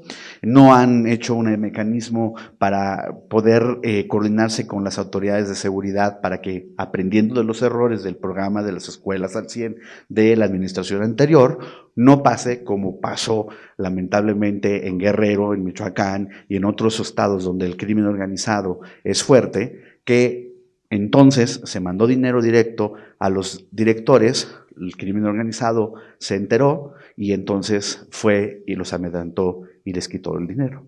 Entonces uno dice, voy a mandar dinero ahora directo a las escuelas y hasta más dinero todavía, según esto. Además de la falta de rendición de cuentas, no hay hasta ahora una estrategia, y nosotros lo hemos platicado con la autoridad y se lo hemos estado, insiste e insiste, una estrategia para garantizar la seguridad de los comités que van a recibir estos recursos. Y esto sí lo mencionaba porque cuando empieza uno a ver el diablo de los detalles, pues la verdad es que es tan diablo que está medio difícil hacer una realidad la nueva escuela mexicana. Bueno, aquí estamos para sumarnos a esta estrategia que se necesita y me gustaría abrir con Max, defensor y promotor del patrimonio cultural de Xochimilco, y después con Iker, estudiante y representante de la sociedad civil.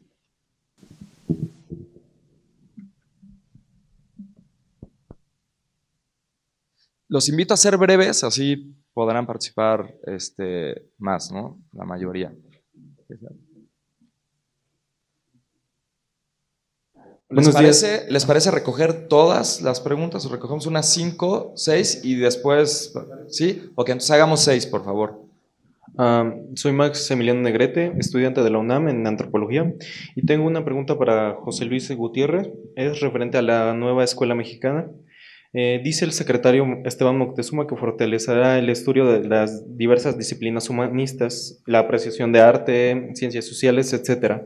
Pero ¿esto por dónde irá? ¿Será realidad o inclusive podría adentrarse dentro de la nueva escuela mexicana la defensa del patrimonio como parte del humanismo que propone? ¿O será solo mera retórica esto?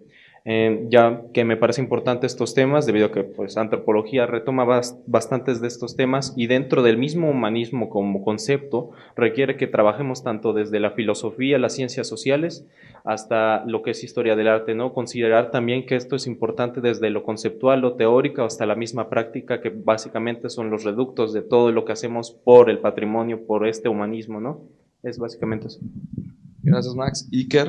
Voy a hacer lo más breve posible. Tengo un posicionamiento y una pregunta para Roberto Martínez. Primero, claramente el escenario es dramático y súper alarmante. Tenemos 3 problemas a detectar, que es la educación insuficiente en México. Por ejemplo, en la educación media superior solo se tiene una unidad escolar por cada 1,000 alumnos. De secundaria preparatoria se pierden cerca de 2 millones de alumnos también matriculados en la Secretaría de Educación Pública. También en la educación también tenemos un problema que es la desigualdad, que ya lo han hablado muchísimo aquí en el foro, que es prácticamente a escala nacional, 3 de cada 10 alumnos abandonan los estudios por falta de dinero. Y también tenemos la educación en problemas de rural e indígenas. Y también por tercer tenemos la educación de baja calidad, que es completamente alarmante. Esto que en primer lugar, 3 de cada 10 profesores en primaria, por ejemplo, no tienen un título. Y a escala nacional, 40% de los docentes no concluyeron los programas de capacitación. Esto es demasiado alarmante en temas educativos. Creo que se puede resolver con la atención del gobierno y financiamiento. De ahí, en la prueba PISA, que ya dieron los resultados, ya nos platicaste un poquito sobre eso, es el resultado más alarmante que vimos todos, bueno, por lo menos los que lo leímos, es que el 1% de los estudiantes mostró un nivel de desempeño que los ubica en niveles de competencia más elevados, en al menos de una competencia. Y el 35% ni siquiera está apto en temas de competitividad para poder entrar en alguna de las áreas de conocimiento que se evaluó. O sea, es un margen de diferencia, el 35% que no y 1% que sí. Y yo creo que el gran reto, la gran apuesta es construir un sistema educativo de líderes y basado en la creación y desarrollo de nuevas habilidades. En la OECD México estamos en una cifra del 20% inferior en todos los países que contempla la OECD, por ejemplo. Y la pregunta es, ¿qué tenemos que incluir de habilidades? Por ejemplo, tenemos las habilidades interpersonales, tenemos habilidades de liderazgo, habilidades más allá de las habilidades básicas, que son comprensión, lectura, matemáticas y demás. ¿Qué habilidades tenemos que incluir y mantener del sistema educativo para seguir aumentando por lo menos el desarrollo de los alumnos? Esa es mi pregunta. Gracias. Vamos a recoger 4 más. Elia, tengo aquí anotado a Elia, maestra retirada. Sí. Buenos días. Sí, mi nombre es Elia Serralde, soy profesora con 30 años de servicio. Vengo de la alcaldía de Milpalta y lo que estoy escuchando pues es la realidad. Es ya desde hace muchos años dicen que estamos en la línea, no avanzamos. Ahorita yo escucho que debemos de retomar la educación a la mejor del país de Finlandia y me interesa el punto. Mencionaron 3 puntos y el segundo que habla de políticas basadas en evidencias, especialistas y expertos. Aquí yo creo que durante el tiempo que he estado en el magisterio, nosotros tenemos centros de maestros a los cuales asistimos porque son las instancias más cercanas para que el profesor se prepare, tenga diálogo con sus demás compañeros, nos fortalezcamos como equipo de trabajo, como colegas. Y sin embargo, en esos centros de maestros a veces no tenemos a las personas especialistas o expertas para que nos apoyen a nosotros. Entonces, creo que ese es un punto importante que yo quisiera que ustedes retomaran. Yo siempre asistí al centro de maestros más cercano a mi domicilio, que era el que estaba en Milpalta, estaba en Xochimilco. Y bueno, mi pregunta es para Marco Fernández. ¿Es una reforma educativa o laboral la que impulsa el gobierno actual? Y si les parece, hay dos aquí manos y ahí cerramos las intervenciones. Tres, bueno, obviamente no vamos a dejar a Gastón fuera, pero aquí hay dos. Muy breve, en relación a... No. Tengo una nieta que estudió en una escuela Waldorf y en un ensayo americano, en relación a que los años más importantes para estar en contacto con las nuevas tecnologías es del 1 al 7, en esta revista de educación americana declaraban las gentes de Silicon Valley que impiden a sus hijos tocar un aparato hasta antes de los 7 años. Esto lo leí, pero como escuché aquí algo, quisiera estar equivocado. Mi hija fue una Waldorf, y lo que tienen en Silicon Valley es un Waldorf. Entonces, esto me sacó de onda, ¿no? Entonces... Buenos días, soy Ricardo Escorihuela. Pues cuando vi el título, La Nueva Escuela Mexicana, sinceramente me imaginé pues realmente que hubiese habido algún consejo en el cual participaran pues expertos en materia de educación, en el cual se propusiera un modelo en el que pasáramos de una educación meramente académico a una educación donde las habilidades emocionales, la inteligencia artificial y pues el mundo que está pasando fuera de México estuviese incluido, ¿no? Y pues pareciera que el nuevo modelo es un refrito, una rebúsqueda del hilo negro de lo que la Constitución ha dicho desde hace muchísimos años, ¿no? Varias constituciones lo han dicho. Y todavía me parece más impresionante que las características rescatables de la nueva escuela mexicana estén en los últimos puntos a desarrollar. Entonces, como a un individuo le interesa que los mexicanos sepan historia, una historia que tiene bastantes asegúnes y que por lo que vemos no ha sido nada benevolente para el desarrollo de la ciudadanía mexicana, pues que esté ahí. Entonces mi pregunta es, ¿qué estudiantes van a entregar de primero a sexto año en 2024? ¿Cuál es la diferencia de un estudiante de sexto año en 2024 a uno que se entregó en 2018, a uno que se entregó en 2012 y así para atrás? Tenemos ahí y después Gastón y ahí sí vamos a cerrar, por favor. Está allá atrás, ahí. Muchísimas gracias. Mi pregunta es general y también aplica como un comentario o como un aporte. Me gustaría saber por qué no se ha mencionado o considerado el individualismo como un modelo educativo, porque si bien se mencionó la inclusión, ¿por qué no nos vamos todavía más a fondo y entramos de uno en uno? Yo recupero que cuando iba aproximadamente en cuarto de primaria, un alumno mío se le ocurrió preguntar, bueno maestra, ¿y por qué nosotros nos tenemos que adaptar a usted a su modelo si se va a cambiar el año que entra, va a ser otra maestra? Y ¿por qué no recibimos como la parte donde usted puede, bueno, como sea un trabajo que retroalimente, donde se busque el canal óptimo para el aprendizaje, ¿no? Entonces, mi pregunta es si se ha considerado el individualismo como un modelo educativo y el por qué no se mencionó. Gracias.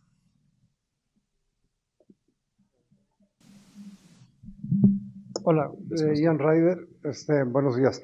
Yo Marco, rapidísimo, un tema importante. Tú dijiste, no comprendemos lo que leemos. El problema es que no leemos. Se va más allá. Es decir, incluso toda la tecnología hoy nos ha hecho no leer. Nos vamos al final.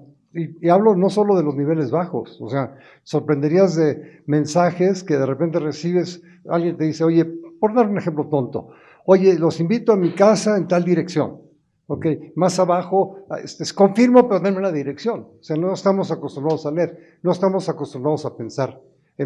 Es increíble en matemáticas, no vamos a hablar de México, voy a hablarte de Estados Unidos, que se supone que es muy avanzado.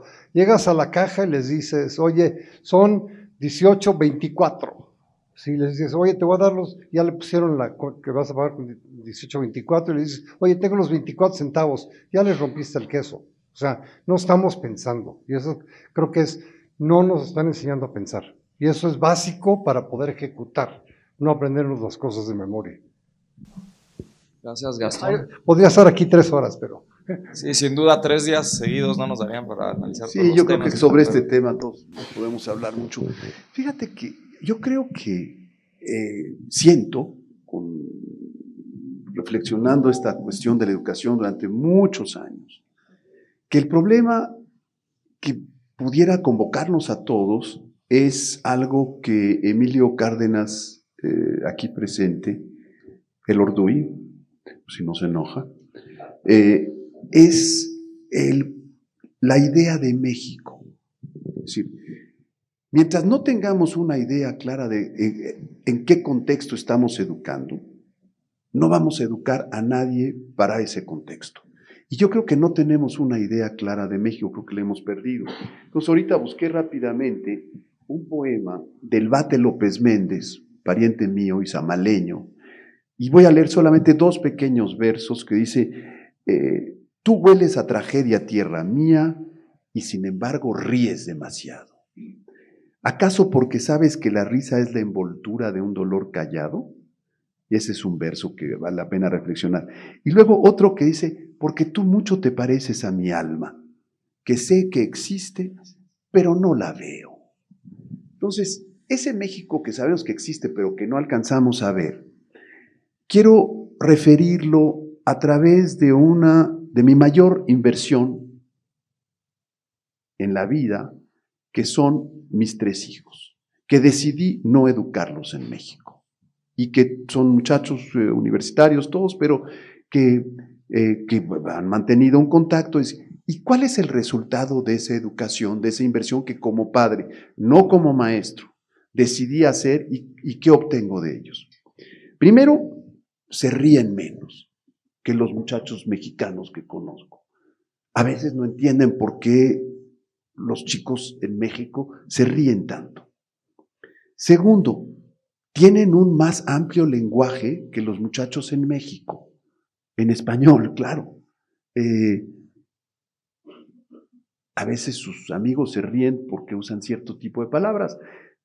Tercero, ellos entienden perfectamente que en México el problema es aquel que apuntaba Lombardo Toledano de manera muy cruda y clara, el problema del indio.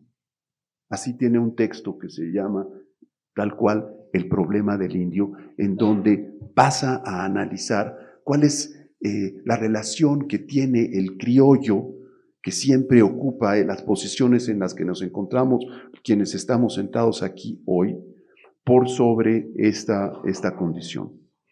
Cuarto, no saben manejar coches, no tienen licencia de manejar. Y quinto, no son transitas, no hacen transitas chiquitas, como todos los que hacemos transitas aquí en México. No hacen transitas chiquitas, no se paran enfrente del paso cebra, o no lo atropellan.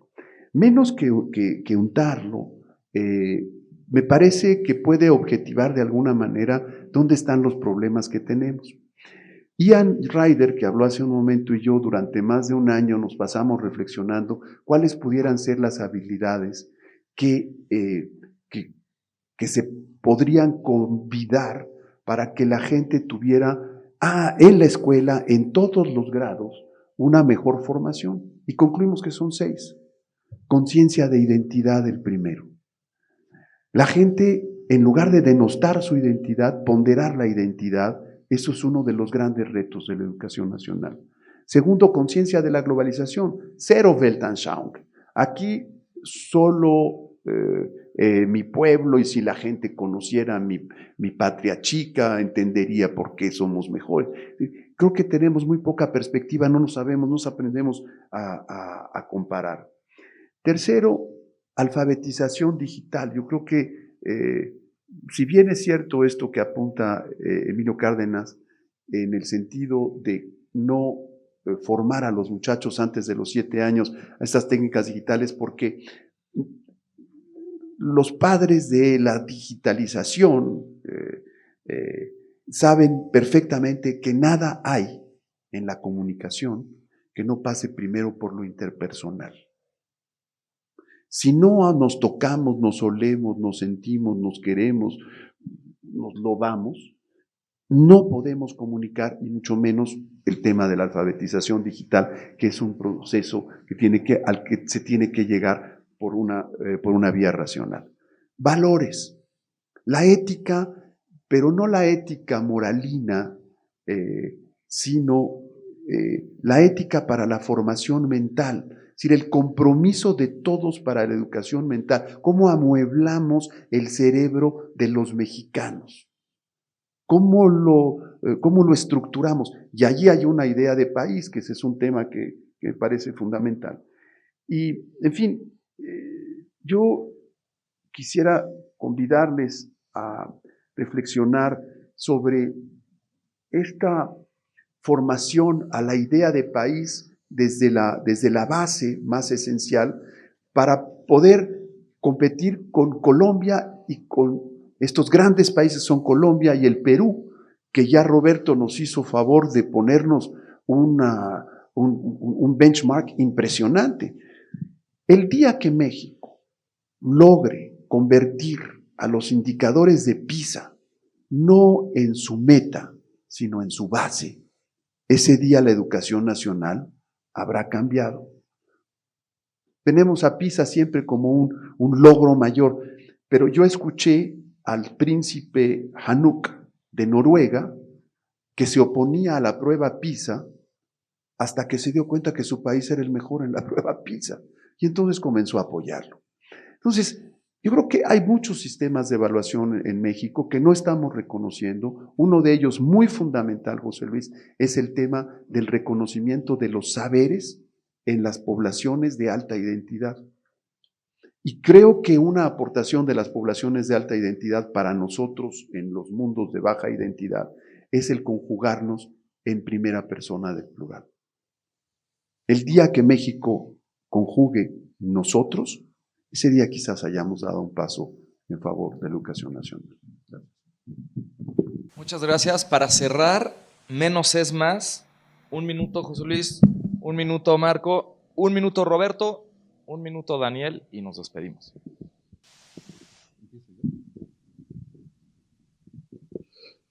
Bien, es un reto 1 minuto.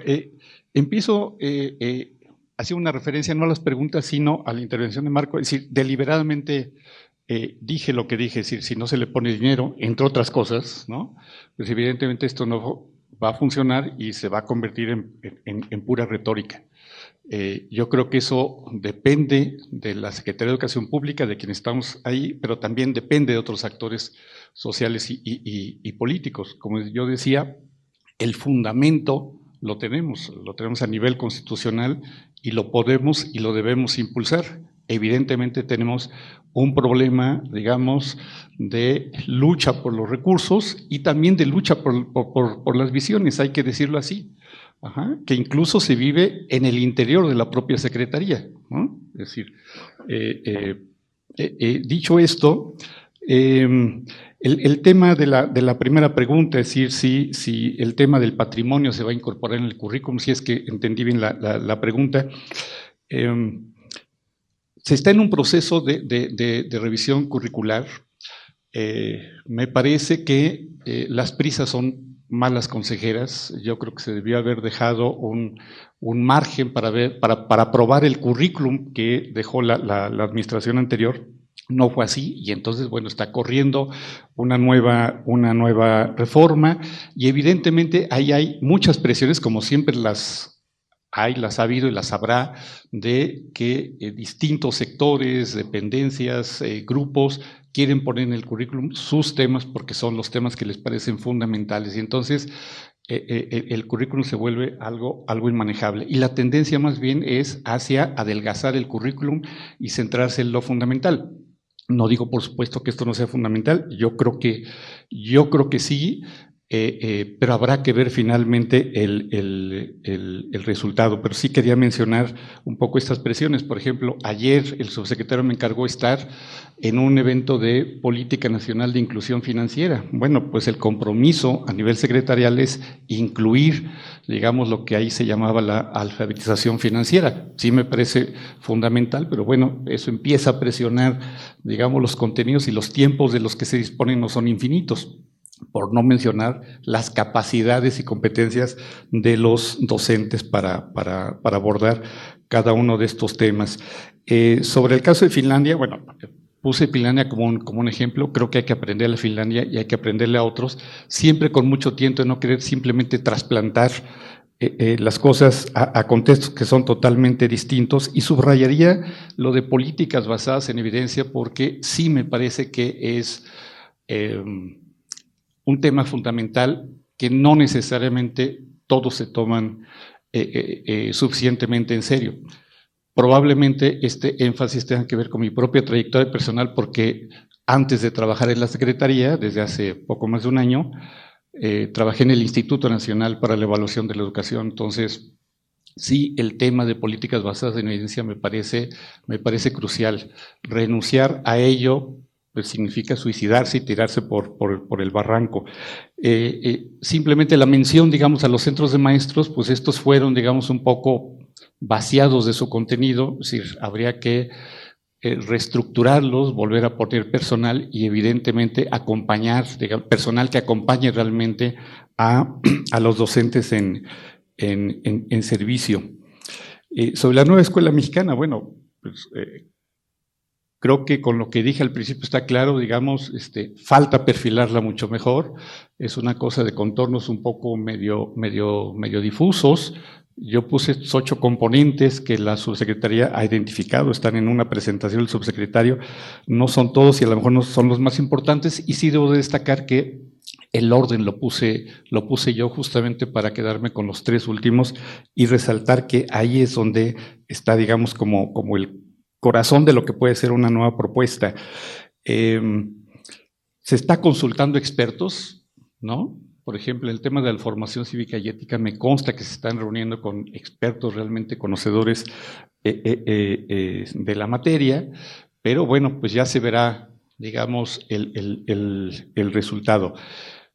¿Qué tipo de estudiantes se van a entregar, digamos, y qué diferencias? Es una pregunta pues, que yo creo que es muy complicado de resolver, porque el nuevo currículum, hecho además, insisto, muy a la carrera, y las prisas son malas consejeras, como dije, debe estar listo para el ciclo escolar siguiente, en el 21, con nuevos libros de texto.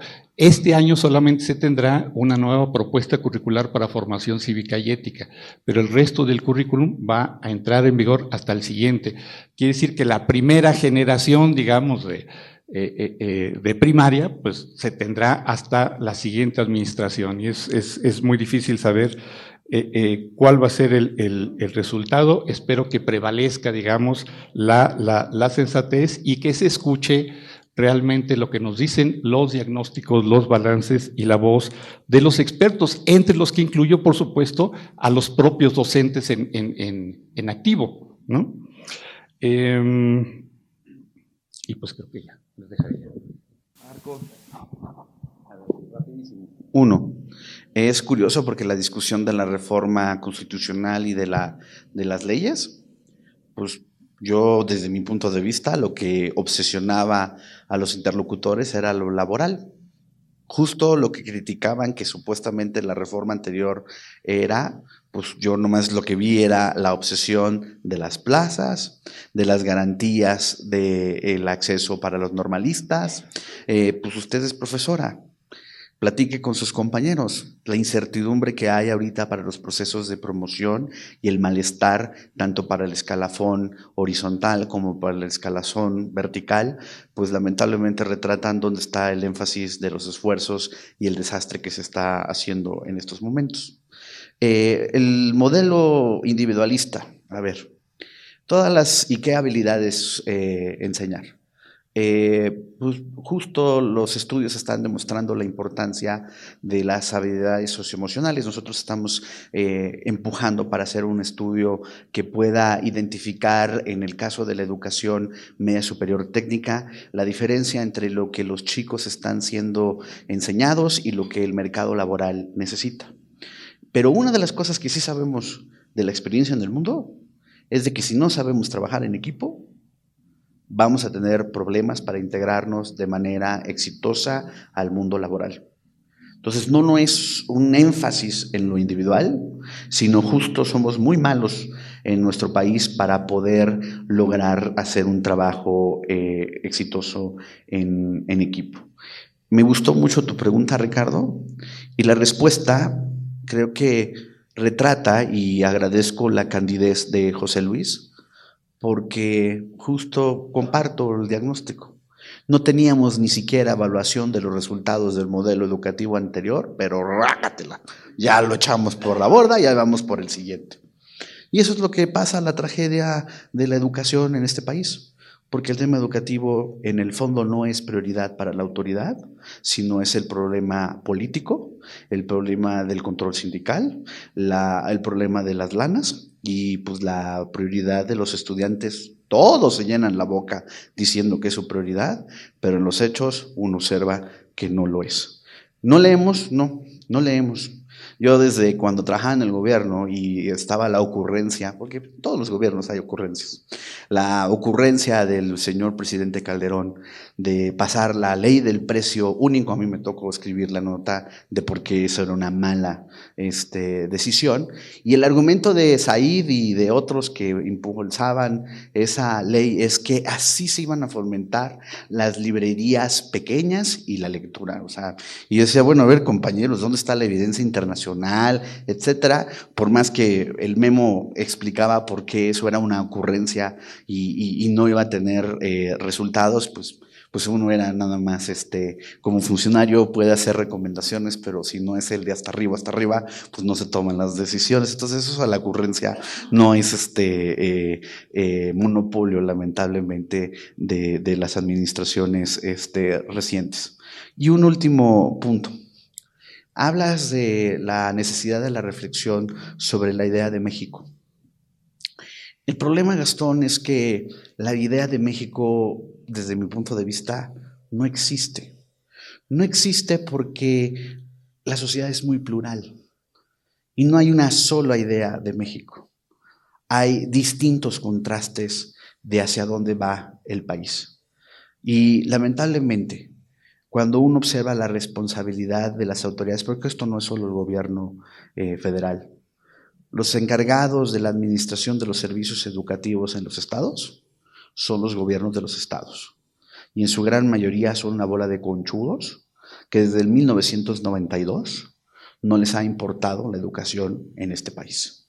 Entonces, ¿hay sus excepciones? Sí hay sus excepciones, pero son de garbanzo de libra con resultados que lamentablemente tenemos.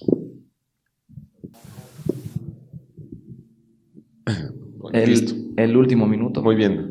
Rápidamente sobre la pregunta relativa a competencias o qué competencias se vuelven importantes como asidero de la mejora en el desempeño educativo. Las hay cognitivas y las hay metacognitivas y eso incluye actitudes y valores. Entonces, de acuerdo con la evidencia y con la investigación, los análisis de mis colegas del Directorado de Educación, se vuelve muy importante desde el ángulo de las cognitivas, por ejemplo, el pensamiento estructurado.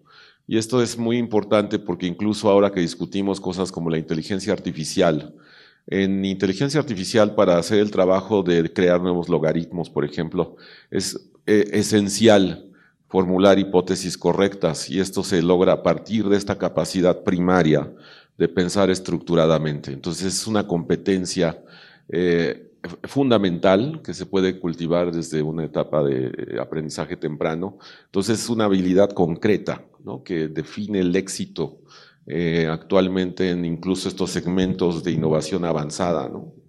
El otro tema es, por ejemplo, las competencias que tienen que ver con la solución de problemas, lo mencionaba antes, ¿no?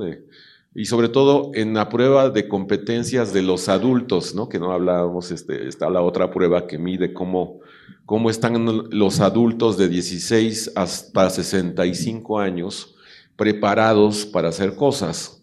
Y en esa prueba está esta de la capacidad de resolver problemas en ambientes altamente informatizados.